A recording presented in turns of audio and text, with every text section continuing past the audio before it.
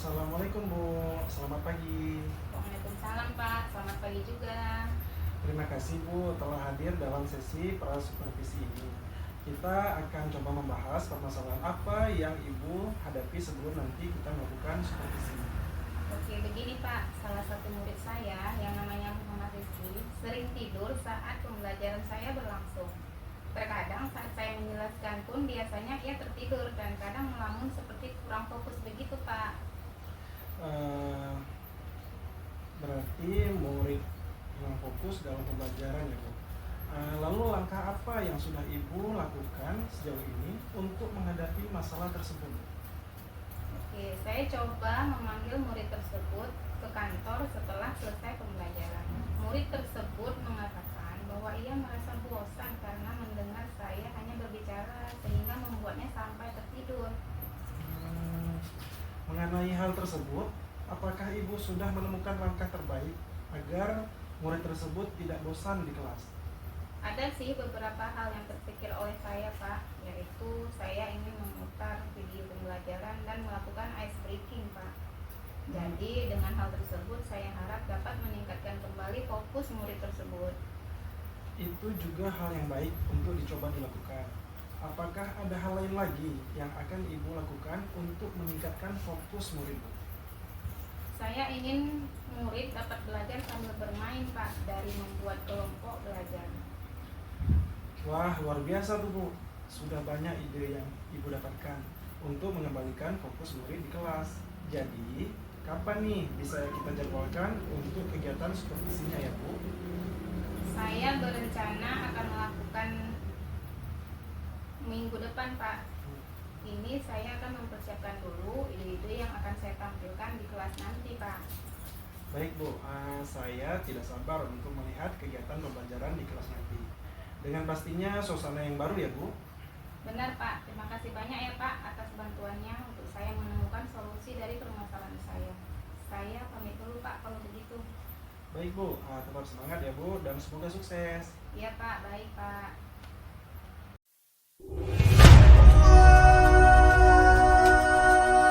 Assalamualaikum warahmatullahi wabarakatuh.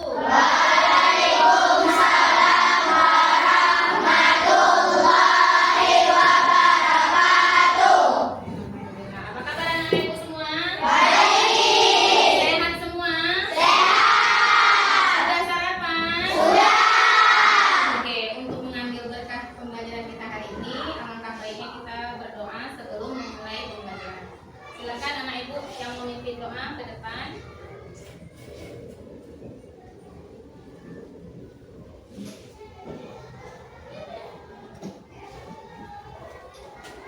Berdoa dimulai.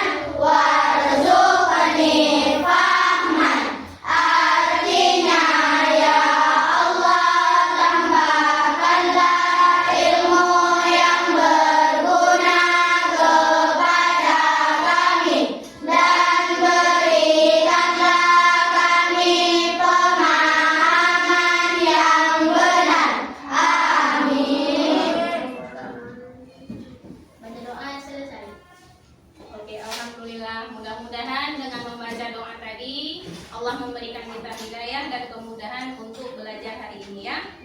Oke, anak-anak itu hari ini adakah yang kawannya yang nggak hadir? Ada. Bu absen dulu ya. Oke. Ahmad. Oke, Andriansyah. Aira Azalia. Dahrul Taina. Nggak hadir. Ada kabarnya? Ada yang dekat dengan rumahnya? Kenapa Dahrul nggak datang? Nak? Oh ya. Desi Novita. Hafidah Lufia. Hafizatur Rahman. Ihsanul Fikri. M. Rizky. Maisara. Miftahul Jannah. I. Ya. Miftahul Jannah. Miskatun Nisa. Muhammad Rafi. Muhammad Abizar. M. Feli Verlana. M. Iqbal Aksa. Muhammad Rafa. Muhammad Rizky. Mumfizar Alhamra. Sakit atau gimana kabarnya? Sakit.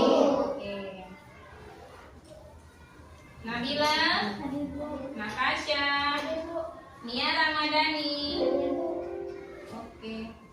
Nur Afida. Wanita Naifa. Rafa Alfatan. Rahma Makfira. Ramadhani. Kenapa tidak hadir Ramadhani? Nggak ada kabar. Oke. Rifki Al-Ghifari. Siti Kaila Anissa.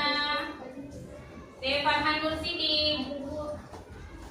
Azura Ramadhani. Alhamdulillah hari ini cuma 3 orang yang nggak hadir ya. Mudah-mudahan yang sakit cepat sembuh ya. Yang tidak datang, mudah-mudahan besok datang. Oke.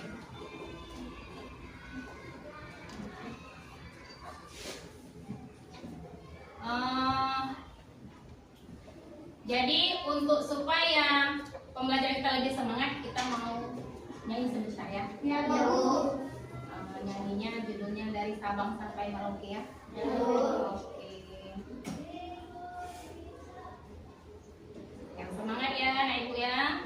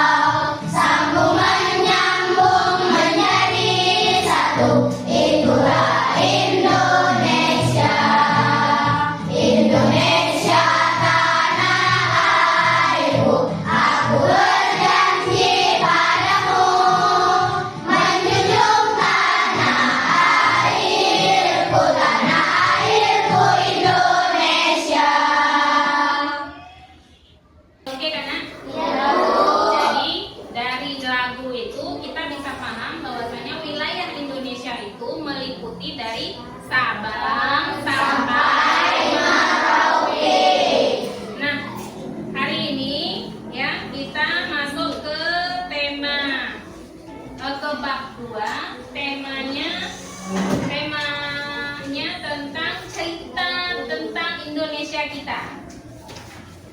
minggu lalu Ibu sudah menjelaskan tentang apa saja latar belakang bangsa-bangsa Eropa datang ke Nusantara, ya, tujuannya apa, kemudian apa yang diambil dari Nusantara kita. Minggu lalu sudah Ibu jelaskan, ya. Nah, sekarang selanjutnya yaitu topik B. Topik D, macam-macam perlawanan yang timbul akibat dari penjajahan yang dilakukan oleh bangsa-bangsa Eropa ke Nusantara. Jadi dari pelajaran ini tujuan yang akan kita dapat yaitu kamu nanti akan memahami bahwasanya setelah bangsa Eropa datang ke Nusantara kita, ya, bangsa kita melakukan banyak perlawanan-perlawanan dari berbagai daerah. Nah, itulah tujuan pembelajaran kita hari ini. Nah, kemudian apa lagi?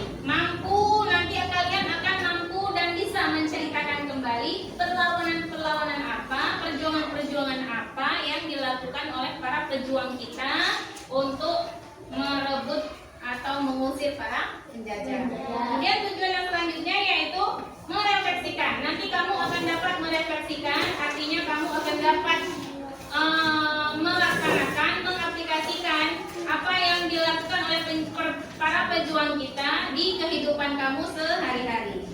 Kemudian yang terakhir tujuannya adalah meneladani sikap-sikap para pejuang kita dalam hal mengusir para penjajah.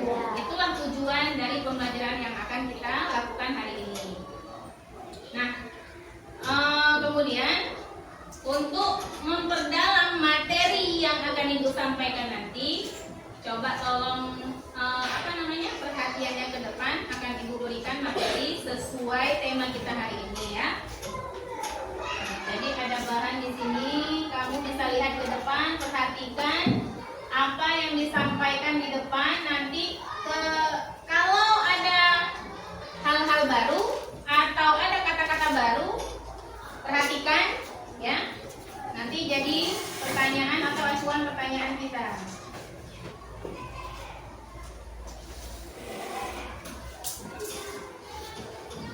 Silahkan perhatikan ke depan, Nak, ya.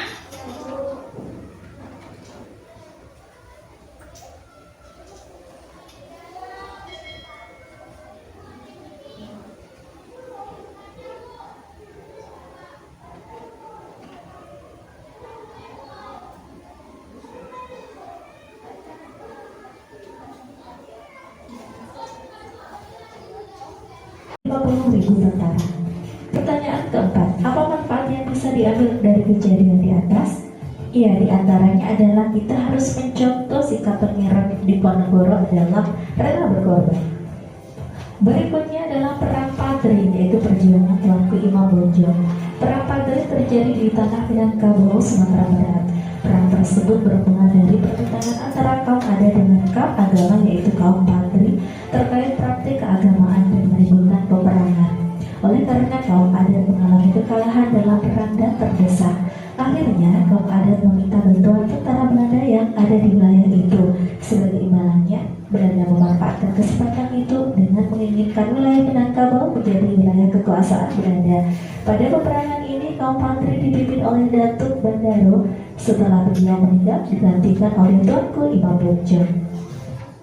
Shopee 10-10 Cruise Festival Prabu Puncak 10 Oktober. Jangan lewatkan 10 Oktober.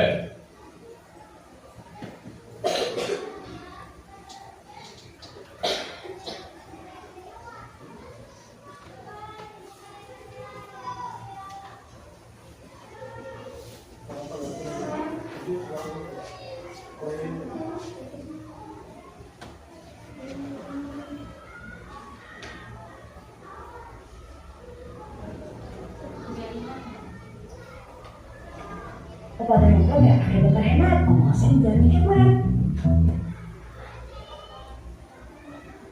Harus lewat itu.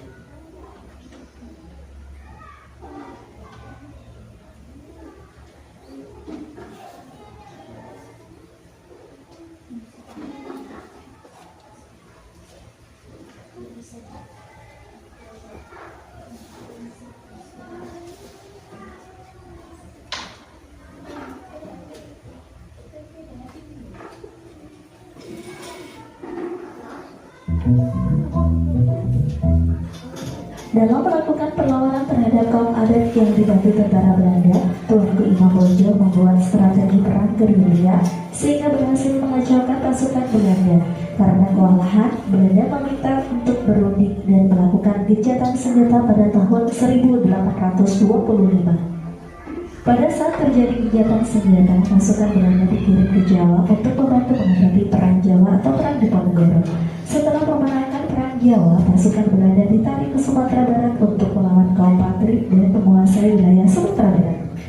Dengan jumlah pasukan Belanda yang meningkat pesat, maka terjadi pertempuran hebat di daerah Agam pada tahun 1833. Dalam pertempuran tersebut, Tuanku Imam Bonjol berhasil ditangkap Belanda pada tanggal 25 Oktober 1837. Kemudian Tuanku Imam Bonjol diasingkan ke Cianjur, dipindahkan ke Ambon, dan terakhir dipindahkan ke Manado.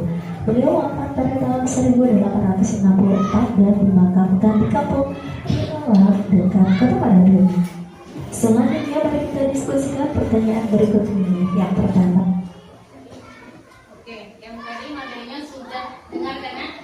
Sudah kalian dengar dan sudah kalian lihat. Mudah-mudahan dipahami apa yang sudah disampaikan tadi. Kan lebih enak kan yang ke depan kan? Nah, supaya lebih semangat kita explain sebentar ya. Oke, semangat lah. Oke, 1, 2, 3. Tepuk 1, tepuk 2, tepuk 3, tepuk 4, tepuk 5, tepuk semangat. Oke, kita diskusikan pemaparan materi tadi yang sudah di depan ya. Nah, pertanyaannya ada di buku cetak kalian masing-masing ya. Kalian boleh buka di halaman 37. Yang akan kalian diskusikan adalah yang tadi kalian dengar dan kalian lihat di depan.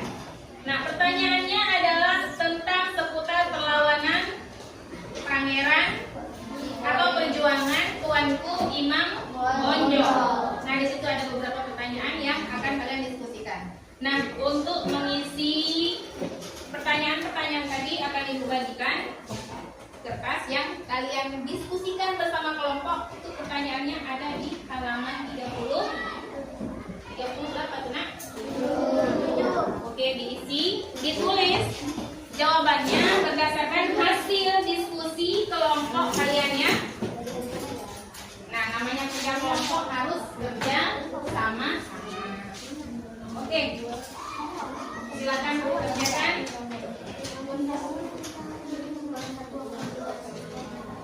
Nah, kerjakan. Pertanyaannya nggak banyak, cuma beberapa saja. Silakan dikerjakan sekarang.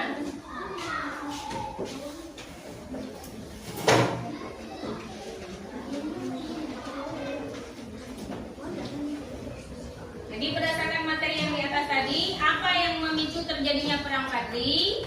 Yang kedua, apa yang menyebabkan pasukan Padri membuat Belanda kewalahan? Kemudian yang ketiga, mengapa setelah perang Jawa pasukan Tuanku Imam Bonjol mengalami kekalahan melawan tentara Belanda? Apa sebabnya? Itu bisa didiskusikan dengan kelompoknya ya. Kemudian yang keempat, apa manfaat yang bisa diambil dari kejadian kita pelajari hari ini? Maka ibu ada memaparkan sedikit materi di depan. Nah, tolong diperhatikan. Dan apabila nanti pada penyampaian materi ada kata-kata baru atau ada hal-hal baru yang kalian baru dengar, catat ya, supaya menjadi kosakata baru untuk kita perbaharui lagi ya. Oke, lihat ke depan, perhatikan materi yang akan kita dengar sama-sama.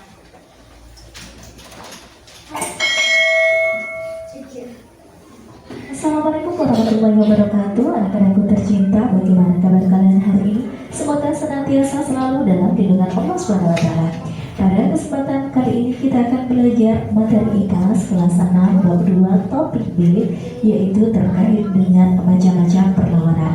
Pertanyaan esensial: 1. Bagaimana perjuangan para pahlawan dalam mengusir penjajah? 2. Perang apa yang terjadi di daerah kalian saat terjadi penjajahan? 3. Apa manfaat mempelajari cerita sejarah pahlawan terhadap para penjajah? Yuk kita simak pembelajaran berikut ini. Peperangan merupakan salah satu cara yang ditempuh bangsa Indonesia untuk terbebas dari penjajah. Perang yang terjadi di Indonesia untuk melawan penjajah terjadi hampir di semua pulau. Misalnya Perang Maluku, Perang Diponegoro, Perang Padri, Perang Banjarmasin, Perang Aceh, dan masih banyak lagi. Peperangan yang dilakukan rakyat Indonesia tidak terlepas dari sosok pemimpin dan tokoh yang memberanikan diri untuk menjadi pemimpin melawan kekejaman penjajah. Yuk pelajari bersama mengenai perlawanan terhadap penjajah. Perang Jawa, perjuangan Pangeran Diponegoro. Memasuki abad ke-19, keadaan di Jawa, khususnya di Surakarta dan Yogyakarta, semakin memprihatinkan. Intervensi pemerintah Belanda melahirkan konflik baru di lingkungan kerajaan. Mereka berani memunculkan budaya barat yang tidak sesuai dengan budaya Nusantara, seperti minum-minuman keras. Belanda juga membuat kebijakan baru dengan menaikkan pajak, serta berani memasang patok-patok pembuatan jalan di atas tanah leluhur Kesultanan Yogyakarta. Hal tersebut menyebabkan Pangeran Diponegoro sangat marah dan menyatakan perang dibantu pasukan kerajaan. Saat perang, Pangeran Diponegoro menerapkan taktik gerilya dengan cara menyerang secara tiba-tiba dan memutus jalur pengiriman makanan bagi pasukan Belanda.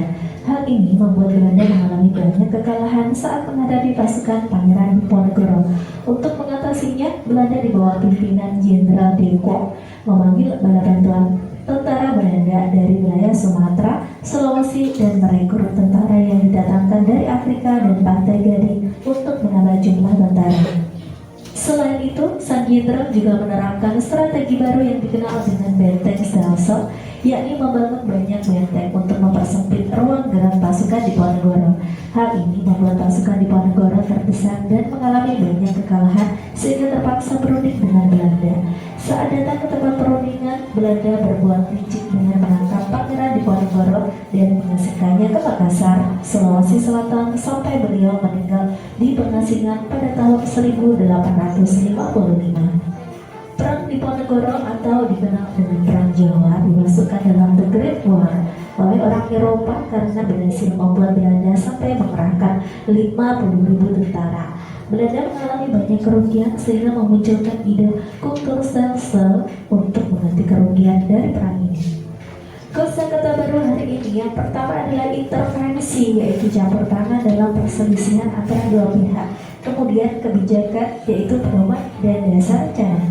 Nah, anak-anak, selanjutnya mari kita diskusikan pertanyaan-pertanyaan berikut ini. Yang pertama, bagaimana strategi Pangeran Diponegoro dalam melawan pasukan Belanda?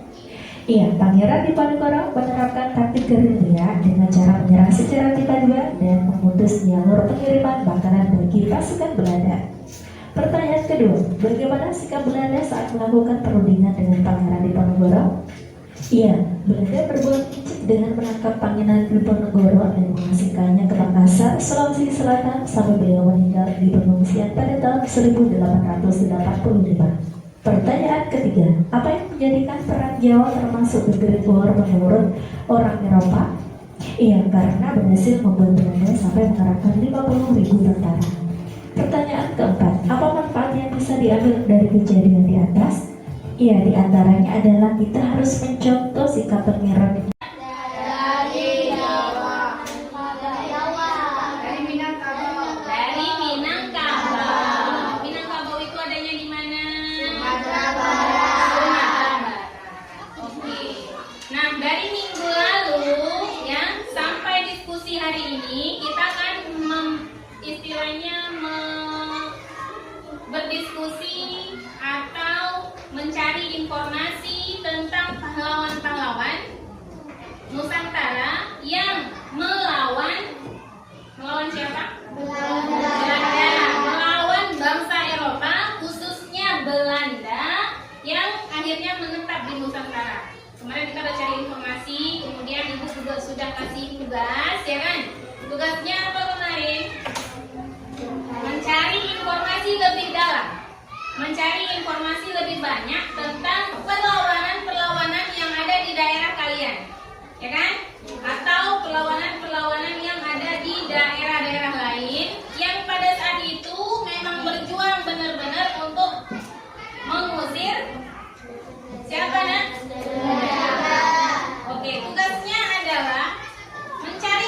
poster ya kan? Kemarin kan? Mencari poster. Poster apa? Poster apa Nana? Poster pahlawan. Kemudian di bawahnya kalian deskripsikan, kalian ceritakan, kalian berikan informasi mengenai siapa? Pahlawan tersebut. Jadi setelah pahlawan itu kalian cari, kemarin tugasnya udah dikasih juga. Jadi ini kita keluarkan tugas kalian biar kita selesaikan di sini.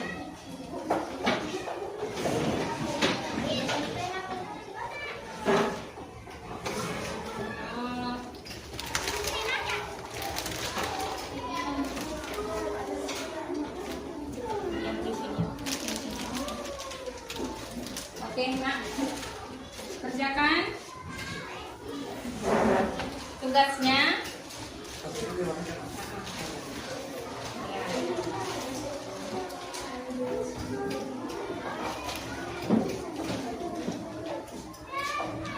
Dirapikan.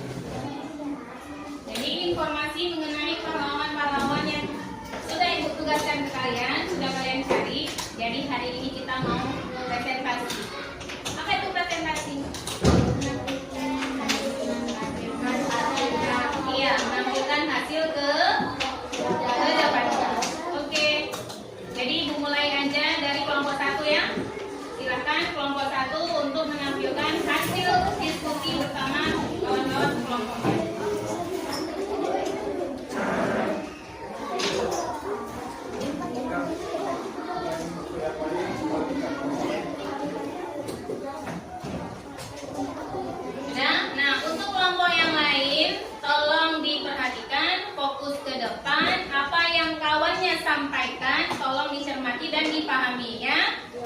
Oke, silakan. Assalamualaikum warahmatullahi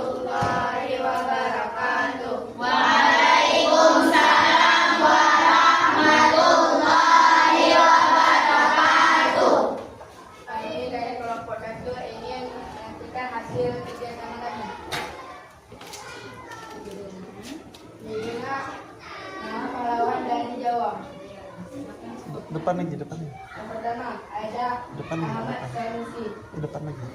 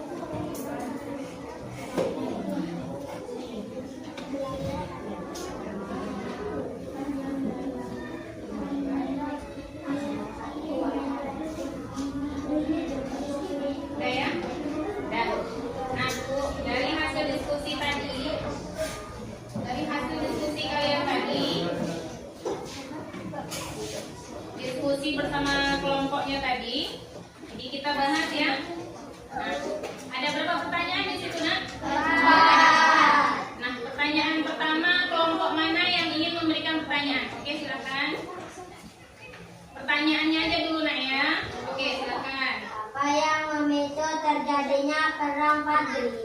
Oke, kelompok mana yang mau menjawab? Nomor 1. Iya, boleh. Yang memicu terjadinya perang Fadli adalah perang tersebut bermula dari pertentangan antara kaum adat dengan kaum agama. Kaum Fadli terkait praktik keagamaan dan menimbulkan peperangan. Iya. Ada yang mau menambahkan nak yang nomor 1? Salahuddin adalah tokoh pejuang demokrasi yang berasal dari Hadramaut Tengah, Provinsi Maluku Utara. Dan Salahuddin bin Salahuddin dalam melawan penjajah Belanda masih dikenang oleh masyarakat Halmahera Tengah hingga saat ini.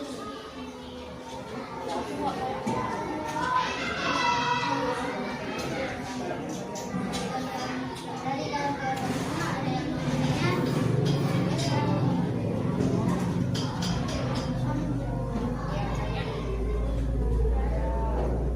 apa perlawanan karena tidak ada bangsa-bangsa Eropa, hanya 3 pahlawan.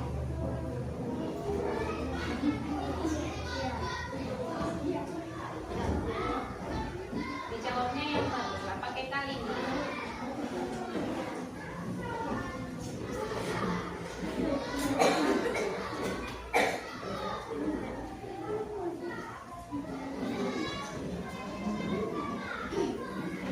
Bilang aja Lutfi yang kami pilih hanya 3 pahlawan. Tapi ada beberapa pahlawan yang lainnya yang tidak kami tampilkan. Ada yang kami kecil, juga ada yang lainnya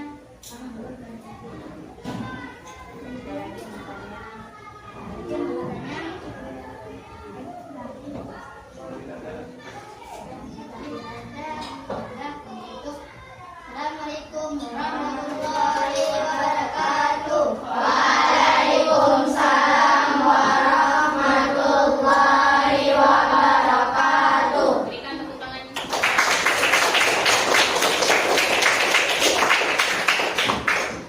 Oke, silakan selanjutnya kelompok 3. Boleh maju. Sebelah sini nak ya.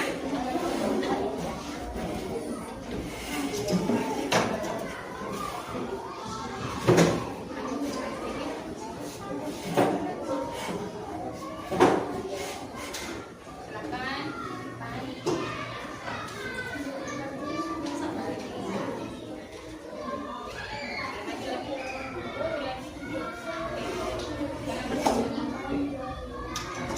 Assalamualaikum warahmatullahi wabarakatuh. Waalaikumsalam warahmatullahi wabarakatuh.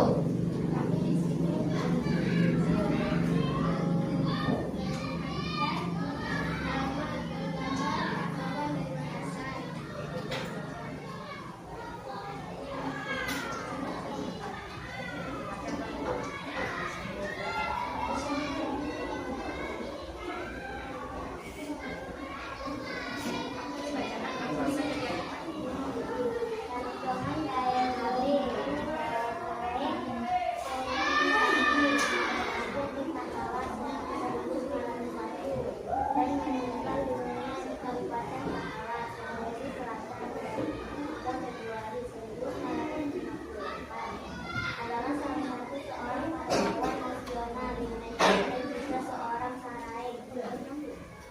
Tanjungan Cahaya Ngalim ditetapkan sebagai pahlawan mendapatkan bintang Mahasiswa Adi Pradana yang diberikan kepada mereka yang secara luar biasa menjaga keutuhan, kelangsungan, dan kebudayaan negara Kesatuan Republik Indonesia. Jadi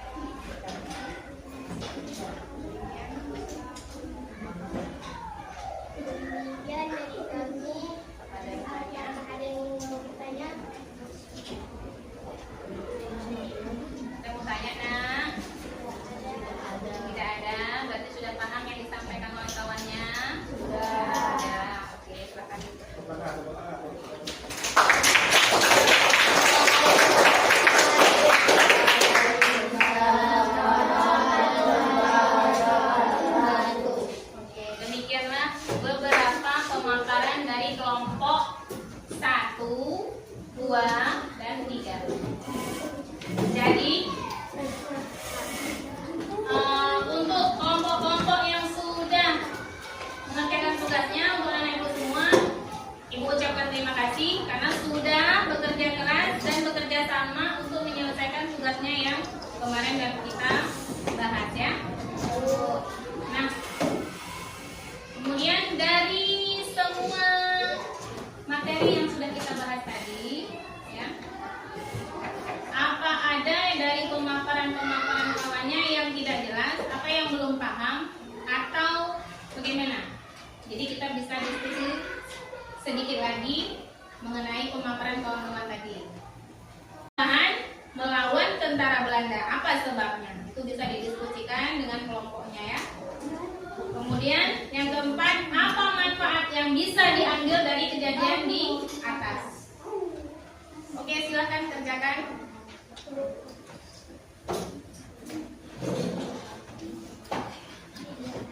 Ya.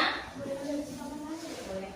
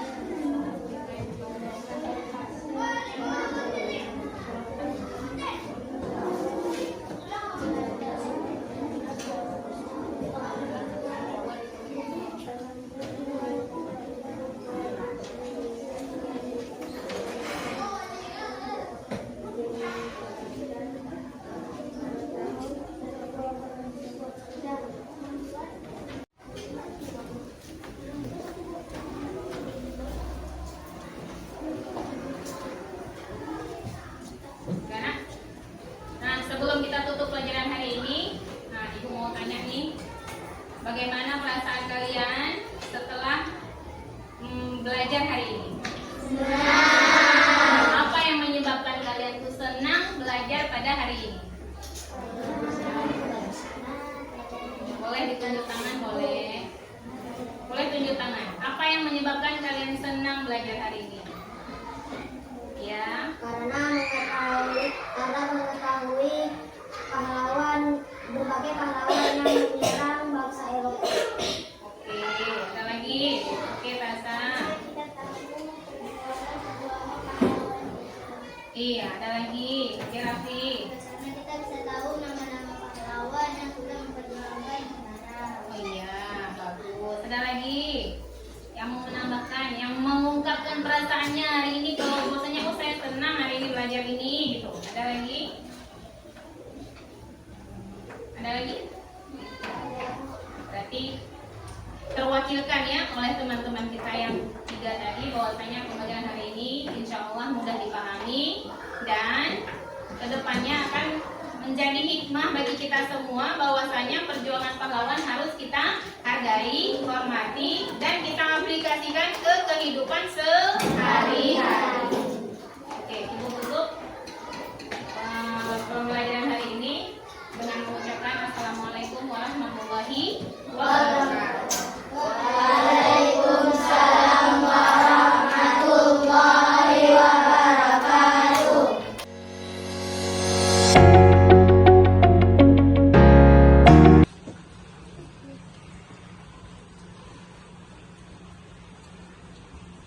Selamat Ibu. Gimana perasaan Ibu setelah melakukan observasi tadi ini? Terima kasih Pak. Saya merasa cukup puas dengan prosesnya, tapi saya juga merasa masih ada beberapa hal yang bisa saya perbaiki, terutama dalam menjaga fokus serta diri. Saya lihat Ibu sudah membuat banyak usaha untuk mengajak peserta didik tetap terlihat dan terlibat. Apa yang Ibu rasa menjadi tantangan utama dalam mempertahankan fokus mereka? Tantangan utamanya Pak adalah ketika peserta didik mulai terlihat kehilangan perhatian, terutama saat materi agak berat atau ketika ada gangguan di sekitar mereka. Betul sekali, itu tantangan yang umum. Tadi saya perhatikan ada beberapa momen di mana beberapa siswa mulai terdistraksi. Apa langkah yang Ibu coba lakukan saat itu untuk mengembalikan fokus mereka, Bu? Saya mencoba untuk mengajak mereka kembali dengan bertanya beberapa pertanyaan sederhana terkait materi. Tapi terkadang itu tidak selalu berhasil. Itu langkah yang bagus. Kadang-kadang pertanyaan sederhana bisa efektif, tetapi mungkin perlu juga dipadukan dengan pendekatan lain. Misalnya, bagaimana kalau sekali melibatkan kegiatan singkat atau peralihan aktivitas untuk memecah kebosanan? Itu ide yang menarik, Pak. Saya belum pernah coba pendekatan itu sebelumnya. Mungkin bisa membantu mereka lebih aktif. Iya. Saya yakin akan berdampak positif. Selain itu, saya perhatikan ada beberapa siswa yang cukup responsif ketika Ibu memberi apresiasi. Mungkin kita bisa coba memberikan pujian singkat saat mereka menunjukkan fokus. Itu bisa jadi motivasi tambahan bagi mereka, Bu. Saya akan coba pendekatan ini dan akan mulai merencanakan beberapa variasi aktivitas untuk menjaga suasana tetap segar. Bagus sekali, Bu. Saya yakin dengan beberapa tulisan ini fokus peserta didik dan lebih terjaga.